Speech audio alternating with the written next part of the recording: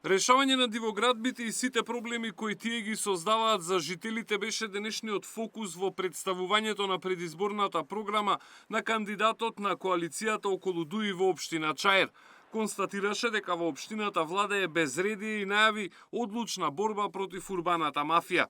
И затоа влегуваме сериозно со формирање на кризен штаб, во кој што целосно правиме анализа, создавајќи регистар на овие дивоградби, создавајќи на 3D мапа во која што граѓаните со еден клик ќе може да знаат која зграда, кога има добиено дозвола, дали има добиено дозвола, кога истекува таа дозвола. Сакам граѓаните да ги повикаме да бидат чувари на градежни чувари, ако можам да кажам, во Чаир, бидејќи ова е прашање кое што е значи живот за луѓето овде.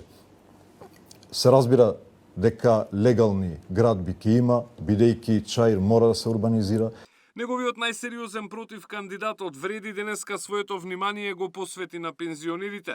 Заклучи дека со растот на пензиите тие живеат значително подобро и најави инвестиции за подобрување на условите во пензионерските клубови. Ова постата има посебно значење за мене, бидејќи не сум тука само за да слушам, туку и за да сведочам дека нашите збори се претварат во реалност. Како што претекме пред неколку недели, општините веќе располага со дополнителен простор кој ќе им служи за дневни активности и поголема вклученост на општествениот живот во општината. Особено ме радува фактот што оваа година пензионерите добија конкретна подршка од владата, вклучувајќи и зголемување на пензиите. Од 1 октомври е реализирано последното зголемување, а со зголемувањето што следи во март, ова представува дополнителна подршка.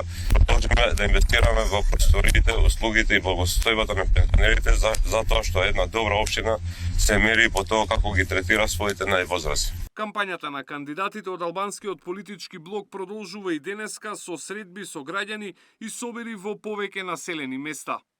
Александар Спасовски, Сител телевизија.